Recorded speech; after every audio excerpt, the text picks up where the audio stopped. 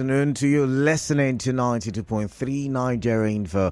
11 minutes gone past 3 p.m. Good afternoon to you and welcome to Hard Facts, where you and I look at issues.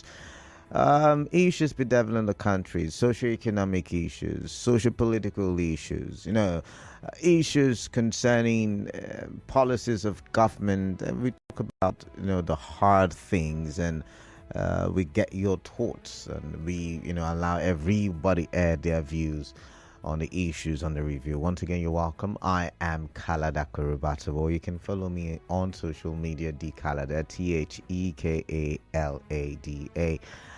Or better still, you can watch us live on Facebook, on YouTube, and interact with us on X. All three platforms have the same handle, Nigeria Info PH. Yes, so at us, and let's have a conversation, even for those of you using online platforms. Good afternoon once again. Remember, we will start with the big stories, and after that, a topical issue, the 4 o'clock hour, another topical issue, the 5 o'clock hour. At the 6 o'clock hour, we would have the major news, and after that, open season. So that's how the show is structured every Monday to Friday, and today is no exception. All right, so let's get your thoughts on the big stories. What is my first big story? One of the biggest news trending in Port Harcourt has got to do with security. Yeah, you have me right. Security. So, for a while now, security in Rivers State has been in the hands of private individuals, as well as the public agencies responsible for security. So what do I mean? Public agencies like the police, NSCDC. Is it NSCDC? NSCDC, yeah. We have the military.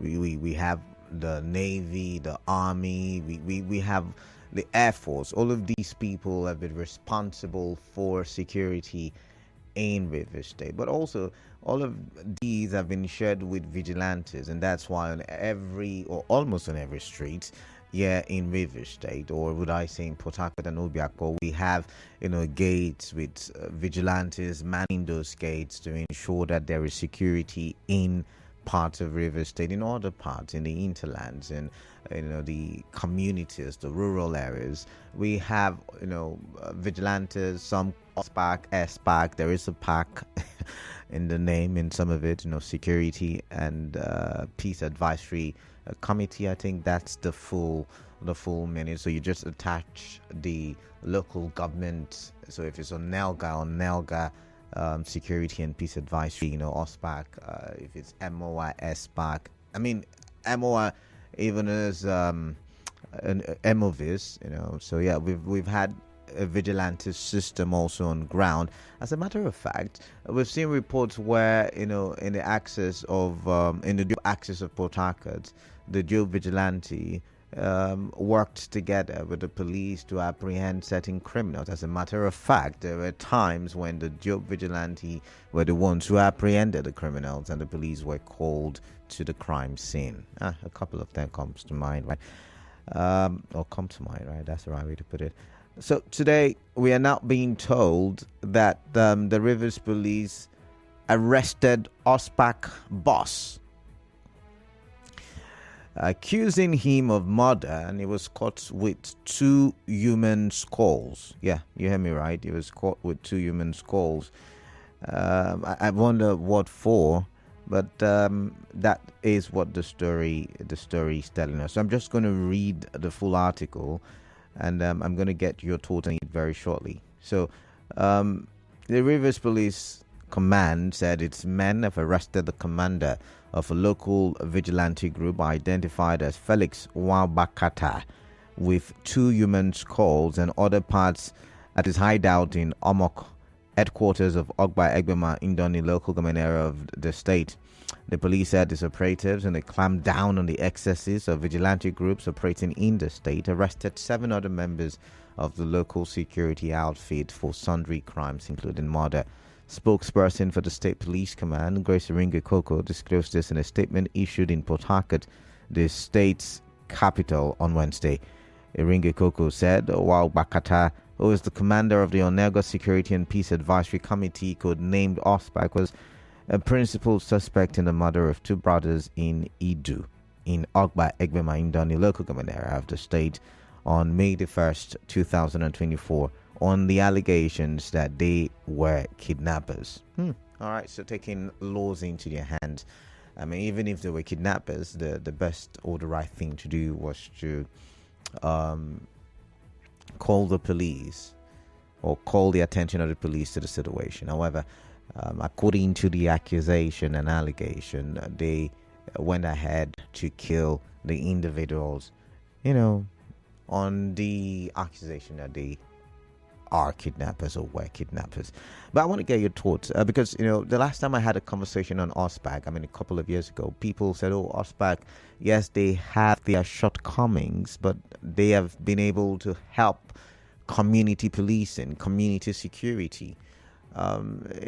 Remember, there is no, what's the word now? There is no supervision, no general supervision as it relates to the various vigilantes. We were hoping that the River State vigilante, what's the name now? It's just kept my head right now. But we were hoping that vigilante system would have been some kind of formal structure that would have embodied all of the vigilantes in River State. Neighborhood Watch, it just came to mind now. But it looks like even after promulgating the law, everybody has gone silent as to the Neighborhood Watch and what it should be. So what are your thoughts? Because River State has been one sensitive state due to politics, due to tribe or ethnicity. There's certain divides in the state, and usually a little spark could cause a fire. So yeah, what are your thoughts? Do you think OSPAC should go, or vigilante system should be done with? Remember, they've been able to, or do you think the police should find a way to curb the excesses, and things like this shouldn't happen? Anyways, let's get your thoughts on that one. Second big story that I have. We're going to the Southeast for our Southeast listeners. One of the biggest stories nationwide today has got to do with politicians from the Southeast, those in public offices.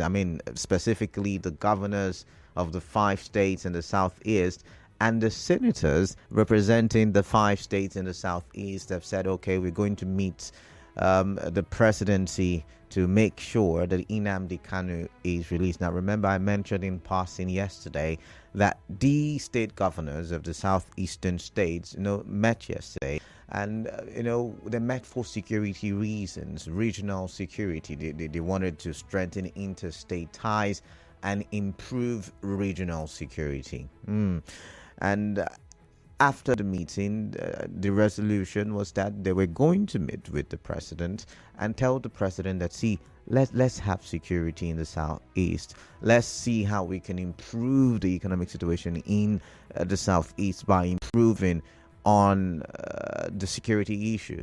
The senators, I think they've already met. One of them have already met. I need to confirm, because on my way to the office I saw that report that one of the groups, that is, I think either the southeastern governors or the southeastern senators, but the senators at the time I read the report were supposed to meet with the Attorney General of the Federation yet again on a possible scenario where Nnamdi Kanu is released. All right, so that's what they're looking at. So the southeastern senators, according to a report, have pleaded, that means they have met with the AGF, have pleaded with President Bola Tinubu to order the release of the detained leader of the indigenous people of Biafra, IPOB, Nnamdi Kanu. Now, the senators held a closed-door meeting with the Attorney General of the Federation and Minister of Justice, Lateef Fagbemi. Do you think we need a political situation to this menace? Now, I am saying this because history has a way of repeating itself, right? So the reason why there was a civil war, and it's a hard conversation, and a lot of people don't like to talk about it, even on radio, but the reason why there was a civil war in the first place was because of conversations like this, secessionist movement, my no go agree, you no go agree, and then they tore the shirt, right? And then there was a civil war. However, for it not to repeat itself, one must be careful, the kind of things one would say or should say. And one could be government, or the other could be, the people agitating. And that's why I'm asking the question: would a political solution solve this problem once and for all, or are we going to see another head pop up in the future, and maybe not necessarily from the southeast, from some other region, and say, I want to leave Nigeria, secessionist movement and all of that stuff. So do you think the courts should put a finality to this conversation? The courts should do what they're supposed to do, go through the proceedings from the High Court to the Court of Appeal to the Supreme Court, so we can have a final judgment on it. So whoever is in the future going to do anything from whatever region would have a rethink. I don't know, because it looks like for every one time after 1967 to 1970, there's been a political solution. I mean, in the Niger Delta, in the South, there was a political solution. I don't know if there's been a political solution to the happenings in the Southwest as it relates to this. But yeah, we need to have a conversation, and the conversation should come from the Supreme Court. But I don't know if you agree with that argument. I'd like to get your thoughts. Or do you even think that you can link the political, or rather the instability, the security issues in the Southeast to Nnamdi Kanu's incarceration? I'd like to hear from you. I'd like to get your thoughts, because more recently it's been more of what's his name now? Simon Ekpa? I want to get your thoughts on that one as well. Okay, moving up to my final big story. You know what they say, the rich also cry. I don't know if you heard that statement before, but that's the best description to my final big story for today. Amongst all the stories trending, this is the third biggest story. Dangote has been crying a lot in recent times, and figuratively, when I say crying, he's been crying a lot in recent times. He talked about how, the cabal, the mafia were trying to shut down his business, his refinery business. He then went ahead to talk about how the IOCs are, intentionally refusing to supply him crude oil. He went ahead to talk about some of the things. I think on 3 occasions he was in the news talking about, the challenges he had faced as a result of kickstarting the 650,000 barrels per day capacity refinery. Now, it's come out now to say, hey, CBN, this increment of interest rate serves nobody. It serves nobody good. Not the manufacturers, not the investors. I mean, as a matter of fact, it is stalling. Okay, I've got a commercial.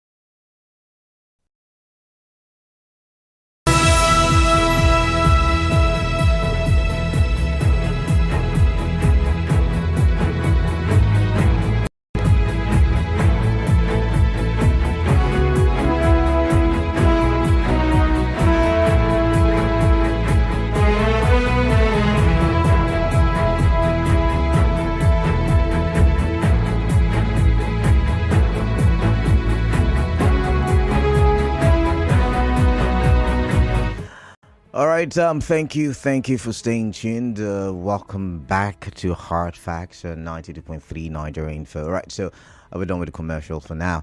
I was just telling you about my third big story and how, Dangote has been speaking a lot recently, and the recent one that made the news has to do with Dangote talking about policies of the CBN, or should I even say the government.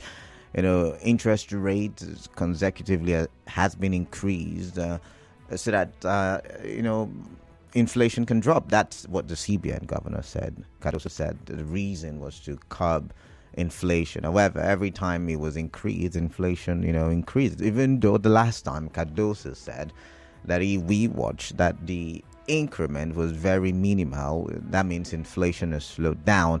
And also that means that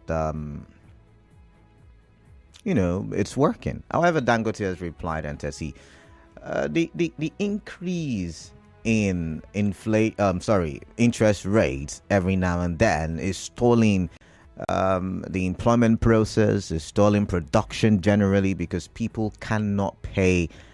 People cannot. People can.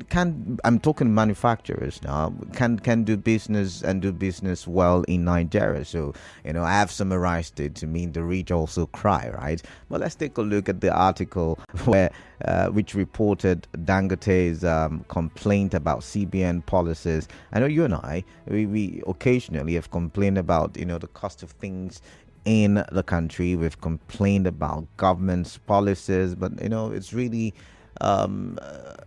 more intense when we have the richest man, not just in Nigeria but in Africa, also having similar conversations like we are having. Now, the chairman and chief executive officer of the Dangote Group, Aliko Dangote, on Tuesday said rising interest rate hikes would hurt local manufacturers.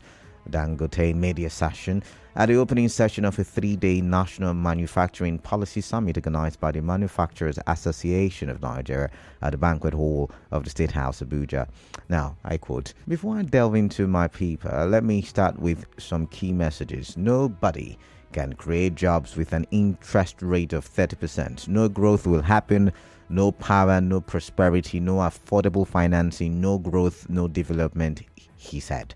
His comments come weeks after the CBN's Monetary Policy Committee agreed to increase the monetary policy rate for the third consecutive time from 24.75% to 26.25%. Now, the Monetary Policy Committee held its 295th meeting on May 20 to 21.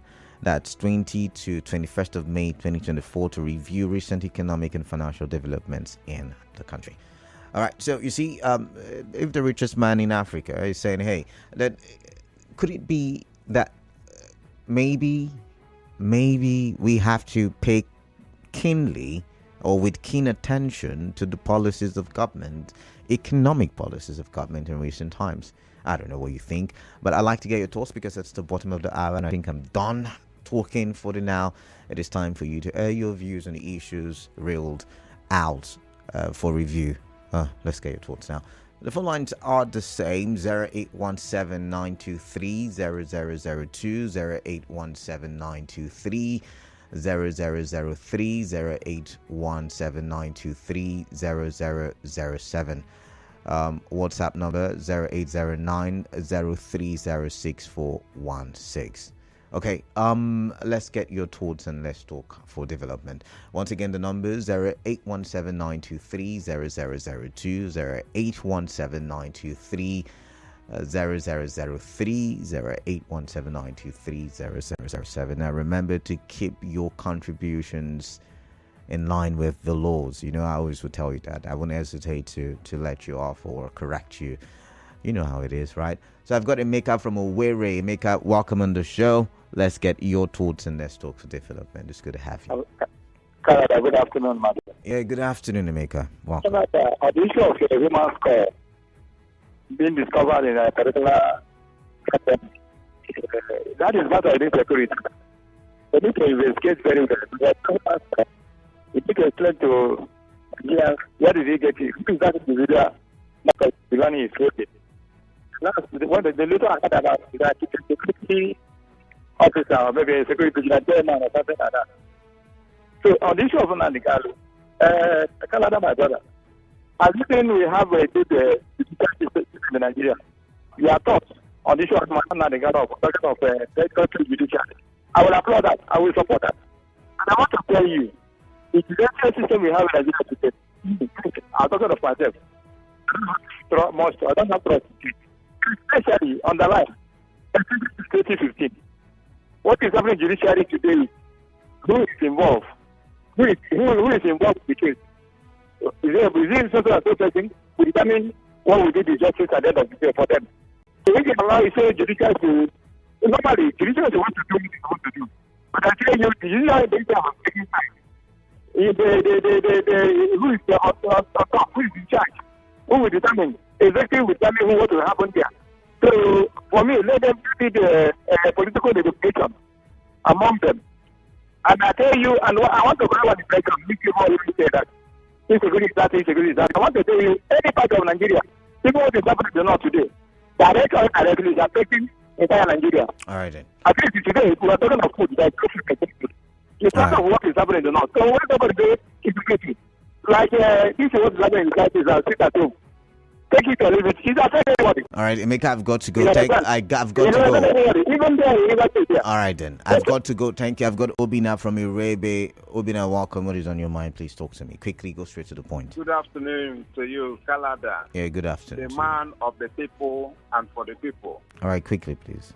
You see, sometimes when I say my mind, some of my friends will say that I am against my people. But I'm always avoiding the fact that the love I have for my people will not jeopardize my life. On the issue of Nnamdi Kanu and the Southeastern governors going to meet the president, you see, we are not good students of history. If we are good students of history, we will not be supporting what Nnamdi Kanu is doing in a way. I think that the Southeast governors should have first of all advised Nnamdi Kanu to stop what he is doing, or to discourage him from, the crisis he normally causes. At the end of the day, we will land him in jail. But at the end of the day, they don't usually do it. What they will do is to be pressuring the federal government, pressuring everybody, relieving Nnamdi Kanu for peace to reign, for this to this. But it is on record that many times the man has been outside without being in the prison, but the peace is nowhere to be found.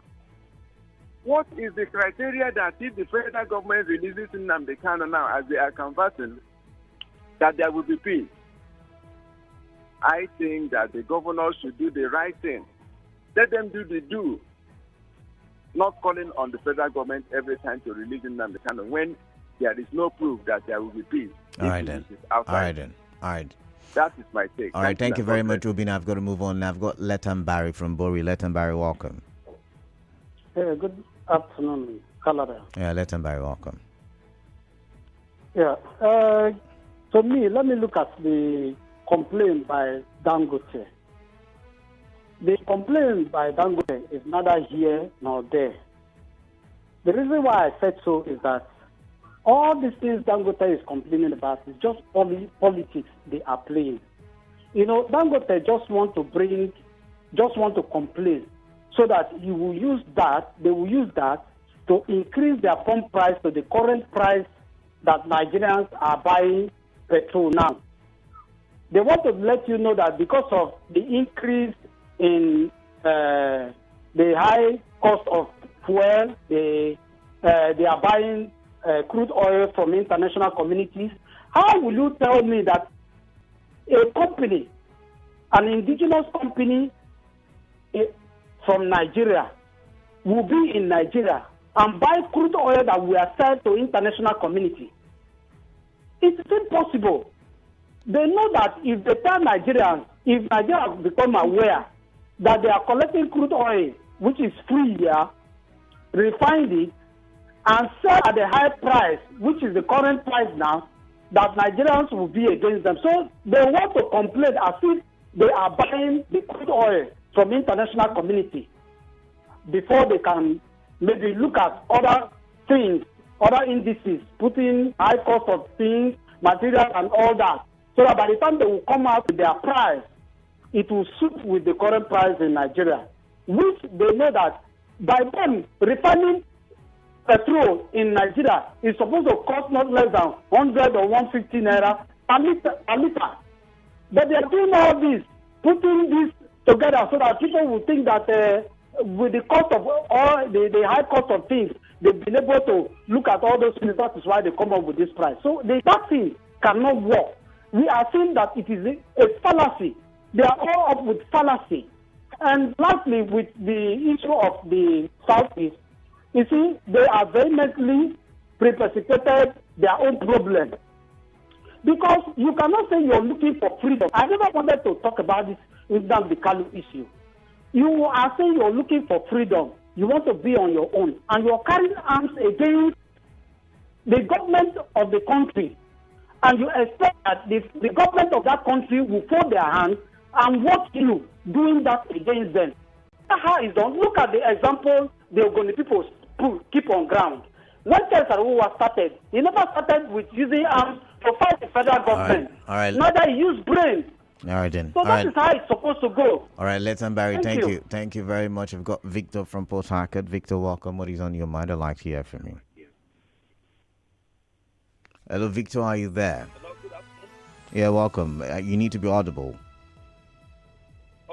Okay. My name is Victor from Port Harcourt. I know that already. Let's get your thoughts. I want to contribute on the issue of the Southeast governors going to the president to release Nnamdi. I think it's the right one in the right direction. Okay. I want to make it clear for the who hears listen that the truth of the matter is that not actually Kanu is commanding what is security in the Southeast. But holding him there because of criminals the opportunity to claim that they are fighting for his release. So if he is released today, definitely we will be able to move to and differentiate those who is actually fighting for his release and those who into criminality.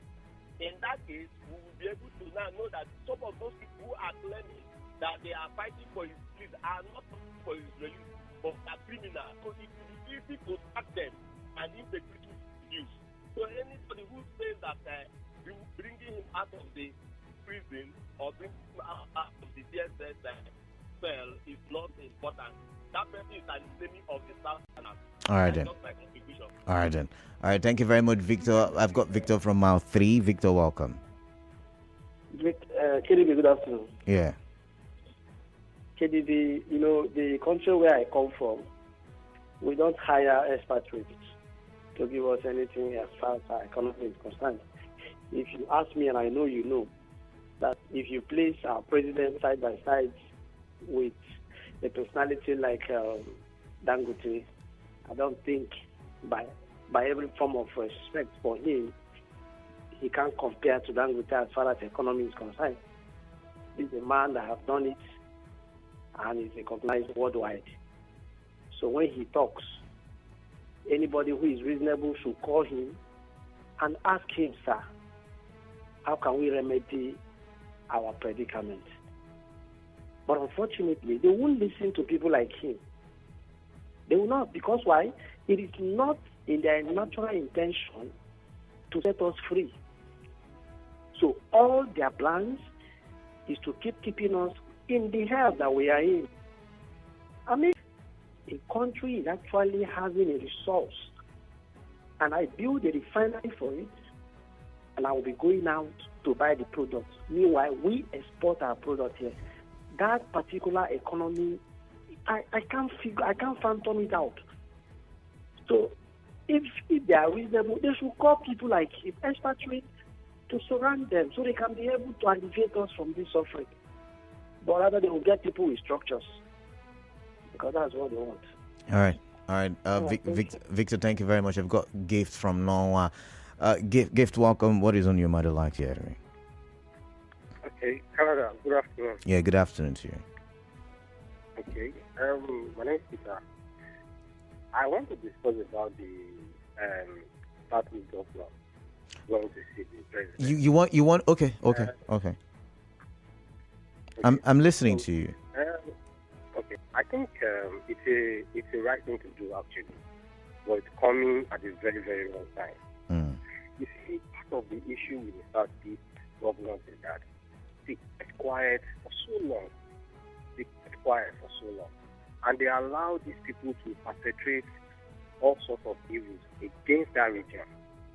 Imagine about 3 weeks ago, for some persons will be asking the citizen of the state to stay at home, and the governor kept mute. Did they really keep mute? I think you have a wrong gift from Noah. Gift from Noah. Gift. It's supposed to be a conversation. Can you hear me? All right. I will have to let you go. I've got gift from Yenegua. Okay, welcome. What is on your mind? I'd like to hear from me. Canada, my brother. Good afternoon. Yeah, good afternoon to you. Welcome. This afternoon, this will be for the first time I want to align my with Laments. I've been saying this. It's like a look. Thank God I have a Laments. That's a supporting me. You cannot do this to your own nation, your country. If I know there are certain things you say on air, even you yourself, you cannot be able to do those things. Nnamdi Kanu, the type of atrocities, things that he was saying, you know that you're touching a man. Gifts. When you say atrocity, you're not the law court or the court of law, and that's why I'm asking you: should you allow for a political solution, or do you think it should be the court? Because everybody's innocent until proven guilty in the court of law. So you cannot say atrocity. With you. Just correct me. With what you're saying now, we want solution. Okay. Not solution without justice. Where a man is speaking and give order. Hello. Okay, I do think that we do have an application there to give from If you can please call back. Well, let's look at some messages. The Supreme Court should do the needful meeting President Tinubu for the release of Kanu. Shows the level of justice system. If he's guilty, let him be prosecuted. If not, release him as equalizer with that one. And it says, it's quite unfortunate that we have degenerated to the level where criminals are outsiders. No matter how you wash a swine, it must remain a swine. Granted, that turns out to meet teasing for LGA and other errors most often. The original man in a comes out with fun. I think the way to go is to legalize the use of guns so that some of us can ourselves legally. The result will be bad initially, but at the long run, we will get used to it. Sonny I do think you should read up, what is happening in America. Do you really we need guns? Do you think so? But it's just the Nnamdi Kanu issue is very easy to handle. Let there be a political solution so that peace will return to the southeast. Nicholas Raspel. Nicholas, are you then saying that the insecurity in the southeast is as a result of what do you call it now? Is as a result of the incarceration of Nnamdi Kanu? This is classic, like good thing from all of us here. That an OSPAC personnel was arrested with 2 human heads is very condemnable, but this does not mean that OSPAC as a security outfit is an responsible organization. We are aware of some atrocities being committed by government security agencies. The individual that meted that offense should go in for revolt, but he continues doing the good work they are doing. Imal Governors to President Bola Tinubu Nnamdi Kanu released unconditionally. This is a step in the right direction to sustain peace in these states. The doing of OSPAC in some parts, I think the doings in some part of River State, if not checked properly, it will get out of hand. Let River State Police Command be active, always be alert, and not into the excesses of OSPAC in River State or when attack coming in west. This says, I believe so much that the release of that man will bring relative peace in that region. Believe it or controversially don't believe it. The arrest of that man freed at the level of security weakness today in that region. It is very unfortunate how some persons aired their views on the matter, knowing well that same sovereignty agitation the man is fighting for is still seen with that of Igbo. And where's Igbo today now is presumably free because of the from period. But that's how you view it, because I know those cases went to court as well. That's one. Secondly, I think you need to revisit your facts.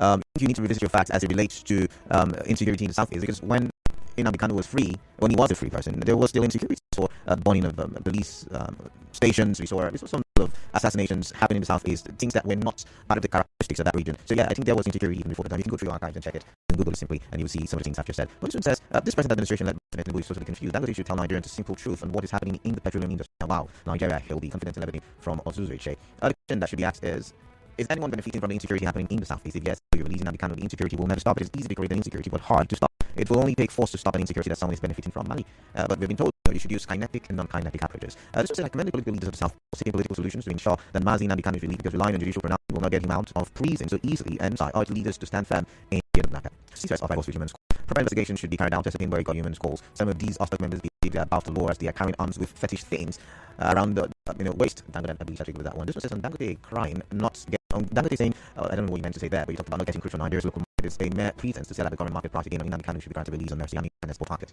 Now, you know why I've asked this question, and I'm going back to the following is because with the pattern that happened here in the South, the South states, we had some of our boys, our guys, our men who were out there fighting for freedom, like according to what they said, they were fighting for freedom. We saw that happen, right? We saw that happen.